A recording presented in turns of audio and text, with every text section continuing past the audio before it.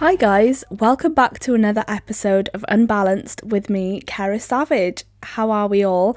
Hope you've all been enjoying the lovely sun that we've been having over the past few weeks. I am so happy that we are well and truly into spring, summer now. You know, the weather's been so nice. I've been able to come out of my hibernation a little bit and I guess we've got a lot to catch up on. But first of all, I have some exciting news. So I have been nominated for a National Diversity Award. The link is in the description of this episode. You can also find it in my bio on Instagram and all my social medias. But yeah, so I've been nominated for a Positive Role Model Award for Disability, and I'm honestly so honoured that I've been recognised in that way and that people have taken some time to vote for me and to write some really lovely things about the podcast.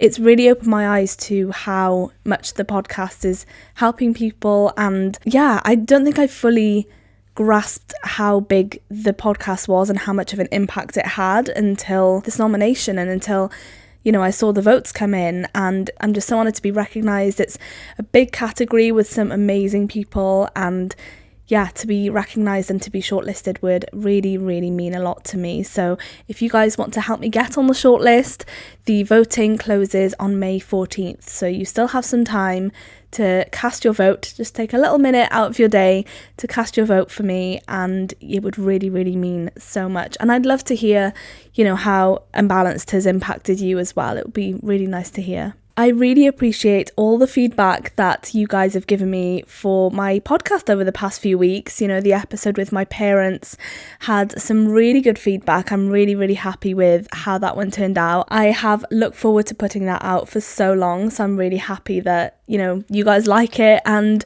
I honestly want to do another one. But if you guys have any guests that you want to see on the podcast or any topics, then please, as always, just let me know. Give me a message on Unbalanced on Instagram, which is growing and growing. I'm absolutely loving the community that's going on over there. So if you guys don't already follow me on Instagram, it's at Unbalanced Podcast. I guess a lot has been going on since I last did a solo episode, because obviously the episode with my parents was kind of instead of a solo episode. So what have you guys missed? A couple months ago, I think it was a couple months ago now, I did a news story about PIP, and I know that it's quite a scary time right now in the UK and in America as well, with a lot of disability benefits being cut. It is quite a scary time, and if you guys are affected by what's going on, then I really do advise you to reach out to a charity or to just seek some help from someone that you trust. And there's plenty of accounts online that are raising awareness and are helping people get through this tough time together, because we're all in this together. With everything that's been going on, I guess it was good timing for me to do a story about PIP and looking at the reapplication process, especially people like me with degenerative conditions that won't get better, that the option shouldn't be there for the PIP to get taken away from us. I guess want to shout out to everyone that was involved in the story. Craig was the case study, and Craig's been on this podcast and he spoke so well, and in Welsh as well, so that's amazing. And I'm really glad that I was able to just use my work for good and raise some disability awareness as well. Also, at the beginning of March, I was very kindly invited by Muscular Dystrophy UK to go and speak at one of their information days. So I went up to Birmingham for the day, and there were lots of amazing speakers there, and I got to share a bit of my story. And the topic that I chose was finding strength in self-advocacy. Which is obviously a really important topic and not something I've always grasped the importance of. So that was really good, and I met some lovely people that had already heard of my podcast, and made a lot of new connections as well. So it was really lovely, and I'm really grateful to ND UK for putting on these events so that they can bring people together, because these connections are the most valuable. So I'm very happy that I got to do that. It was really great, and definitely a highlight for this year so far. I also was very kindly gifted a trip by the Willow Foundation. who are a charity and an organisation who help people with chronic illnesses to just give them a special day, they call it. So it can be a little trip, it can be a gift box, it can be a day out, anything you want. And I chose to go for a long weekend away in the Cotswolds with Tristan, and it was lovely. Really nice view. We stayed in a hotel that looked over a lake. It was so beautiful. And yeah, it was just really nice to switch off for a bit, explore the local area. I also went to Bicester Village for the first time, and I get it, because it's really beautiful and there's lots of amazing shops there, but you don't get bargains there. I got a couple of bargains from the normal stores, but honestly, the place is huge and all the shops are still extremely expensive. So I would go with that in mind if you do end up going to Bicester Village. Yeah, I did like it, but I don't think I would go back. I did so much walking, and that day honestly took a knock-on effect for the rest of my week. I really struggled with my energy and my walking for the rest of that week because I did so much on that day in Bicester Village. Also, if you do think of going, don't go on a weekend, because we went on a Monday and it was a normal amount of busy, but apparently on the weekends there's just queues everywhere and you can barely move and it sounds really chaotic. But yeah, we had a lovely time at the hotel. There was a pool, we ate some lovely food, and I just want to thank the Willow Foundation for giving us that lovely experience and for also sending me a nice little gift box afterwards as well, full of nice little self-care goodies. Something else that's happened a bit more recently is that I hosted an event for the first time. I co-hosted a little coffee morning with Catherine from Pow Herful Sisterhood Cardiff, and she hosts events every month, and they can range from little coffee dates to brunches to kind of book get-togethers, sip and paint. She does lots of different events, and we got chatting on Instagram and we thought it'd be really nice to bring our communities together. So it was lovely. We hosted a nice little coffee event and I met some lovely women, and I absolutely loved it. And if you do want to see a little sneak peek of it, and another bit of news that I have is that I've started doing videos outside of my podcast. I've started doing vlogs, video blogs. I know, I'm officially a YouTuber now. Don't worry, I'm absolutely not. But I just thought, I've got all the equipment and I'm a very chatty person, and I'd love to kind of showcase my life outside of my podcast rather than just always talk about it. So I'm going to try out doing YouTube for a bit. So if you haven't already checked out that video, it's on YouTube, obviously. You'll find it on my channel, and I just took you guys along with me that weekend. I took you guys to different places and kind of showed behind the scenes of me being independent that weekend and also hosting that event. You get to see a bit of the event as well. So yeah, if you do want to check that out, please do, and let me know what you thought of it. Let me know if you do want to see any other YouTube videos. I've really enjoyed doing that and editing it, and it's been really fun to kind of do something outside of my podcast for once. So yeah, let me know. I don't know how often they're going to be because obviously my podcast is my main priority. But yeah, I might do more, who knows? Let me know. I hope you all had a lovely Easter as well, because I am pre-recording this, but by the time this comes out, Easter would have happened. So I hope you had a lovely little time off. Over Easter, I'll be going up north to see a lot of Tristan's family, and it'll be really nice to spend some time with them.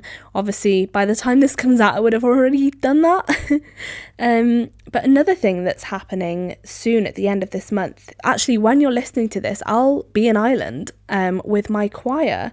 And as you guys know, one of my greatest hobbies is singing with my choir. Yeah, we're setting off to compete in an annual Celtic competition, and I've never been there before. It's in Carlow, which is an hour outside of Dublin, I want to say. So I'll let you know how it goes. I do hope it goes well.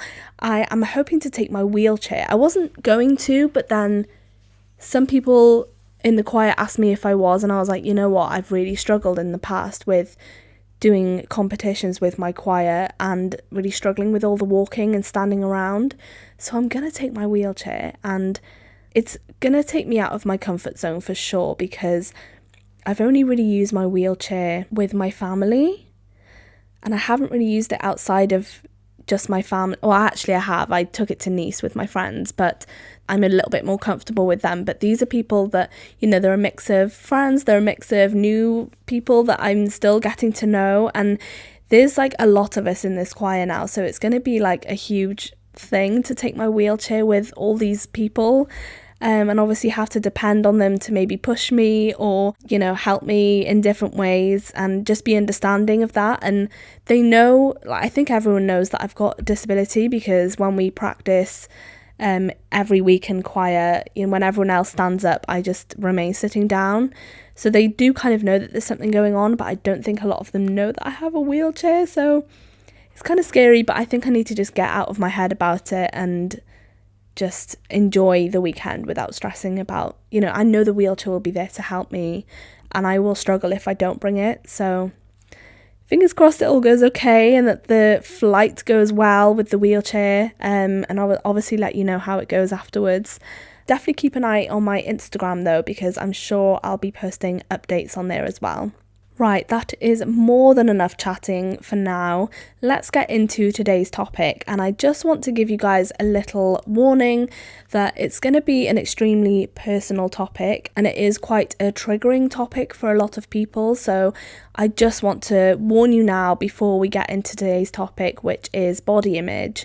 And it is something that we all struggle with. It's something we've all had our experiences with. And I just thought I'd share a bit of my views on it as a celiac and as someone with LGMD, but also as a young woman. You know, like, we all have our struggles about the way that we look and the way that our bodies have changed over the years.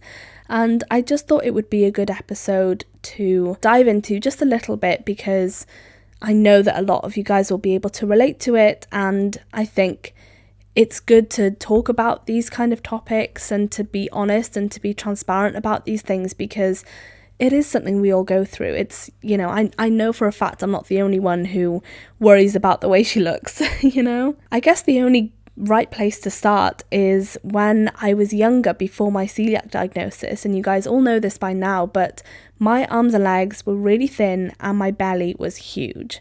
And, you know, as a little kid in school, you just want to fit in with other people, and that immediately, you know, made me stand out. And I feel bad for my parents, because, you know, other kids' parents were probably questioning my parents as to why, you know, they weren't nourishing me, I guess, why they weren't looking after me well, you know, if I obviously didn't have the correct body in that way. You know, I had a huge belly, I looked pregnant, I was bullied in school for it, I had an outie, you know, my belly button stuck out because it was just so big. And I always thought it would be that way, you know, I always thought, you know, this is just the way my body is, because I didn't have a diagnosis, I didn't know what was going on, and I thought, well, this is going to be it now for the rest of my life. I'm always going to have a big belly, no matter how hard I try to get rid of it, and I'm always going to have a belly button that sticks out. And, you know, kids are mean at that age anyway, but it was a difficult time, and, you know, I obviously just really wanted to be like everyone else, and I couldn't because of the way that I looked, and at that time there was no way to help it. But obviously, very fortunately, I did get a diagnosis of celiac disease later on, and my belly did end up deflating. But those years growing up, immediately being separate from other people, did have a knock-on effect, I'd say. And sometimes, you know, even now, if I do eat gluten and I get that kind of bloaty belly and I just feel really rubbish, like, that really doesn't help. And it kind of takes me back to that time, but I know that it's just temporary, obviously. I know now that the cure is a gluten-free diet. Yeah, so obviously that was cured eventually, and my belly button is no longer an outie. And that was one thing I was so insecure about, because when we would change for like PE or something, all the girls would notice it and they'd talk about it, and I just wanted an innie like everyone else. I just wanted a belly button that didn't stick out. But don't worry guys, we're all good now. I'm there finally. As soon as I had the LGMD diagnosis, I was given a set of exercises to do to make sure that my calves were stretched out enough, because a common symptom that was presented to my parents at the time of the diagnosis was that I could maybe end up tiptoeing because my calf muscles would be so tight that I wouldn't be able to put my heels on the ground. So I was very strict with my calf stretching, but I was also warned that my calf muscles might appear bigger than the average calf muscle. And I never really noticed a difference because I knew how I looked and I didn't compare my calves to anyone else because, that's such a random thing to compare. And it wasn't until I was approached once that I even noticed that my calf muscles were bigger than anyone else's. I didn't really think that they were. But I was approached once by a boy in my year in school who just came up to me and randomly said, "Why are your calf muscles so big?" And from that moment, I've never looked at my legs the same. And this boy probably doesn't even know who he is. He doesn't remember that conversation at all. But things like that really do stick with you when they affect you in that way. I never considered my legs to be big, but as soon as he asked me that, I saw myself in a completely different way. I looked down and I was like, yeah, my calf muscles are huge. Why are they so big? I wish I could just kind of deflate them a little bit. Why they're so big? But that's just because my muscles are different from other people's. And it's just the way he asked that. And he's probably harmless because, he's just a school kid.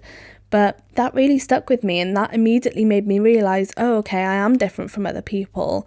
And when I was growing up then with my symptoms progressing, it became more and more obvious that my right knee turned in when I walked. And I quickly had to get used to other comments from strangers, not even people in my school that I knew, but from strangers asking what was wrong. And I just had that fear of judgment through kind of the last few years of school, that people would think that my legs were really weird because, one, my calf muscles were big, and two, my right knee would turn in. I also had those falls as well, so there was a lot going on with my legs, and I didn't really think about the rest of my body at that point. It was more just my legs. And at that point I was going to the gym, I was still able to run, so I think the rest of my body was still quite fit. There was just nothing I could do to help my legs.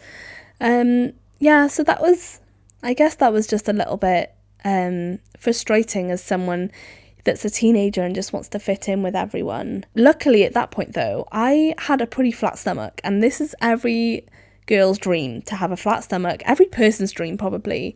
But unfortunately, that doesn't stick with you forever. When I was a teenager, and I don't think my diet has changed that much, but when I was a teenager, my metabolism was amazing.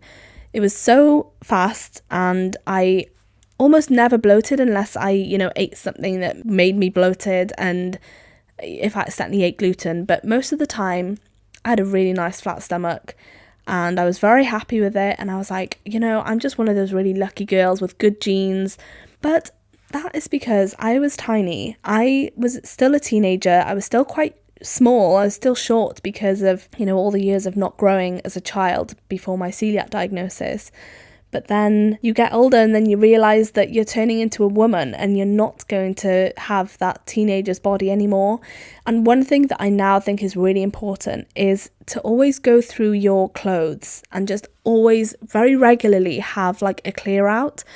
Especially when you're transitioning from a teenager into an adult, you're not going to fit into those clothes anymore. And I felt really guilty at first because I was like, wow, I'm like putting on weight that I didn't even want to in the first place. And I was really happy with my size before, in shops I knew that I was like an extra small. I knew that I was a small in everything. But now looking back, I think it's just because I was still not anemic, but I was still underweight. I was still struggling to catch up with the years I'd missed of growing.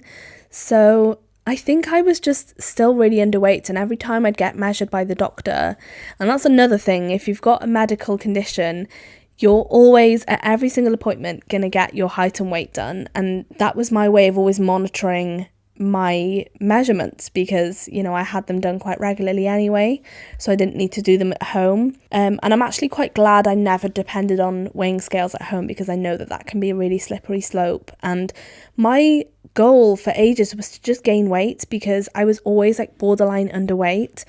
But I think because I was so used to my weight and the way I looked back then as a teenager, when I did actually eventually get to a healthy weight and get to a healthy size, I didn't like that, because I looked different and I couldn't fit into the clothes that I did when I was underweight, I think it was pretty tough. And then, suddenly I didn't have the flattest stomach anymore. I didn't have a toned stomach.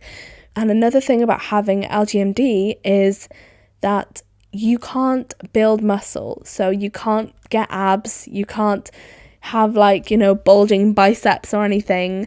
There's no way of strengthening your muscles. It's obviously just maintaining what you have.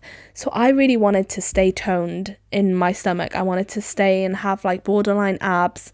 But then eventually I would lose that strength and couldn't do the core exercises that I was so used to doing to try and maintain my toned stomach, if you will. But yeah, you lose that strength, and I can't do those exercises anymore. And I was like, oh no, that means I'm going to gain weight, and the older I get, the more I'm going to get weak, and the more weight I'm going to put on, because I won't be able to, balance it out with exercise. But that's not the case at all. I think I'm just growing into a woman, and I need to just appreciate that for a second. I need to appreciate that I am at a healthy weight now.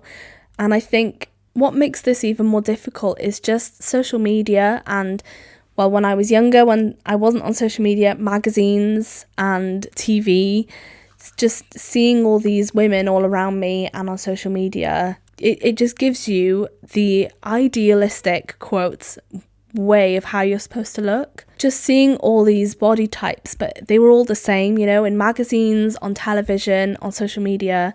They all had flat toned stomachs, tiny waists, big bums. That was just the, quote, ideal body type, and that's the body type that we all wanted when we grew up, as young girls. So it's a hard pill to swallow to know that you're not going to end up being like that. But actually, I think nowadays people are a lot more comfortable with their own shapes and sizes, especially on social media. You see a lot more maybe plus size women, or women with just maybe bigger body types than just the skinny models, just showing off their normal body types and making other people feel way more comfortable in their own bodies. And there's a video that I will never stop thinking about, that Emma Thompson talks about in an interview. She talks about that your body is a vessel. Your body is your home, for your time on this earth, and that you should take care of it as best you can, and not neglect it, not abuse it, but just look after it, because it is your vessel, it's your home. I can hear her saying it right now. If you haven't seen that clip, definitely give it a Google, because it really changed my mindset of how I viewed my body, and especially with someone with a muscle wasting condition that will only deteriorate. It's really easy to beat yourself up for it and to just blame your body and be like, oh, why can't I do the things that I used to be able to do? Why can't I, just have a normal body for once? But I just need to keep reminding myself my body is doing the best it can. It's not my body's fault. It's not my fault that I have this condition. It's no one's fault, really. It's just chance. And so I just need to make the most of my body and look after it, It's nice sometimes to have little self-care evenings, after a shower, where you just take some time to, moisturize your body, or to shave your legs, or whatever it is. Just kind of get to know your body, I guess. I think that's really important, just to love it a bit more and to show that extra little self-care. I'm all for self-care evenings. If you just put on a face mask just for a bit, just to nourish your skin, or I'm talking like some kind of specialist here right now. I'm really not, but this is just my experience. I think taking that time to really look after yourself is really important, and you can do that in other ways, like what you eat, not just eating junk all the time, but it's okay sometimes. But I'm really trying to eat healthy, because I know that that is what's best for my body. But it's also nice to treat yourself, because you should never deny yourself a treat. just because you're afraid of how that's going to change your body. And I know this is easier said than done. Like I do want to address that, because obviously a lot of people do struggle with their bodies and the way that they look, and they do think about calories and they calorie count, and they think about every little snack that they consume. They think that, you know, they just immediately think of how their body's going to change because of that. I know everyone's relationship to their body is different, and I'm not denying that at all. You know, it's really important to address that, and I think it's important to always seek the right help if you think you are struggling. Definitely reach out to a family or friend if you are worried about the way that you look or the way that you treat your body. Yeah, your body is trying the best it can, and it can sound a bit cliche, but yeah, it's just the most important thing, isn't it? To just really appreciate what you have and to just look after yourself, because especially if you've got a disability or a muscle wasting condition like me, you know, you're going to lose a lot of things anyway, so you don't want to make that worse. You want to just really look after your body as much as you can, and that's why I try to keep exercising as much as I can and not beat myself up if my routine needs to change. And I guess the way I view my calf muscles now, someone actually said to me whilst I was in university, like, wow, I love your legs, they look so like strong, like I'm like trying to work out right now to get my calves to look like yours. And I was like, oh, okay, that's kind of like made up for that comment that the boy said to me, you know, years ago in school, questioning why I look like that. You know, now someone wants to look like me. So I think that's kind of like healed that little part of me, you know, of my childhood. I don't know, maybe it doesn't really mean that much, but I think just actually getting a compliment about something that you're insecure about really does change the game a bit. Another thing I struggle with is my skin, and once again, I don't have acne or anything, you know, serious like that, but you know, when you do get breakouts, I get a lot of breakouts on my chin, especially in the winter, or if I do swim a lot, then I do get breakouts on my face, and that's normal, you know, like everyone gets breakouts. And once again, it's easy to see people on social media that have perfect skin, but the reality is they probably don't. They probably put loads of makeup on, or they have lots of money to get facials done all the time, or they use filters. You know, Instagram is so easy to change yourself. Instagram can lie to you really easily. So please don't believe everything you see on the internet. Don't believe that when someone says that this piece of skincare, it like fixed their skin. It's probably a mix of other things and, you know, a lot of filters as well, because it's really easy to do that now. So be careful of yourself out there, and if it means taking some time off social media to reset your mind a little bit and to just appreciate your own self rather than constantly looking at other people's bodies, and then once you look in the mirror you hate yourself. Just remember, you're the only one that has to live in your body. You know, other people might have their judgments, might have their comments, but you're the one who has to live in your body. And one thing I love is that if someone is insecure about something, no one else is going to know. And I love this trend that I saw recently about like people posting pictures, and they post one picture of themselves, and then in the next slide they'd say, oh, I bet you didn't realize that, you know, my teeth look really weird in that, or that my arms look really weird in that. And I would never know. You know, people have their own insecurities, but the chances are other people aren't even going to notice. Like with my skin, if my skin is bad, then I'm probably just overthinking it. But if other people do notice, it's not like they don't have bad skin every now and again. You know, they're going to relate to that as well. So if you do have insecurities, just know that other people have insecurities as well. And if you're too afraid to leave the house because of some insecurity, the important thing to remember is that no one will notice, because everyone is so focused on their own insecurities that they won't notice anyone else's. Everyone is so kind of self-involved in that way, and you're always going to be jealous of something that someone else has or the way that someone else looks. but they're never going to be happy, you know? They're always jealous of other people. So it's kind of a vicious cycle in that way. So I think 2025 is the year where we just focus on ourselves and give ourselves some love. Our bodies do change over time, whether or not you have a disability or a chronic illness. We all go through changes, and there's no one to blame for different imperfections, but those imperfections are what makes us unique. And I hope that's not too cringy, but it's very true. I think I've mentioned everything I wanted to. This was a bit of a rant about just lots of different things, a mix of my experiences and also what I've learned over the past few years. But yeah, the main thing is that no one cares. Just do what you want. No one cares. And the best we can do is to just look after it as much as we can and not to overdo things like I did on that walk in Bicester Village. I should have probably in hindsight just sat down for a bit or brought my wheelchair. And, you know, embracing mobility aids is also self-care, and knowing that they are there to help you and to give you more freedom and to make sure that you don't end up in pain.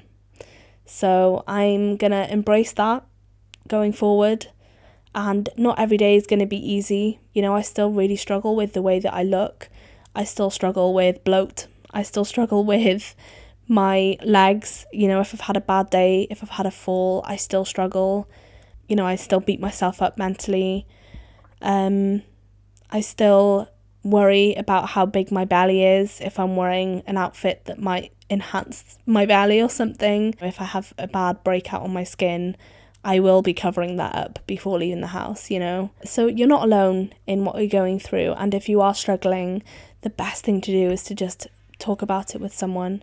And just know that you are loved, you are appreciated, and I love you so much. I hope you enjoyed today's episode. It's been really nice to catch up. I'm looking forward to showing you guys all the interviews that I've been up to recording. I'm looking forward to doing a lot more episodes and a lot more exciting things, but in the meantime, do check out my YouTube channel. Make sure to rate this podcast 5 stars because that really helps me out. Don't forget to vote for me at the National Diversity Awards. Oh, I completely forgot. I also went on Prynhawn Da again, the Welsh afternoon chat show. Completely forgot about that in the intro. But yeah, that was also really fun. I got to talk about my podcast and other Welsh podcasts that is worth listening to at the moment. You know, there's so many Welsh language podcasts now. It's so cool. Okay, wow, that was a bit all over the place, but I think I've mentioned everything that I wanted to. This has been really fun. I've missed doing this. I love doing it every time. But yeah, it was a bit of a ramble, so I hope that you were able to bear with me on this. If you did make it to the end of this video, I love you all so much. Thank you to Cure LGMD2I for sponsoring this podcast, and I will speak to you guys very soon in my next episode. Bye!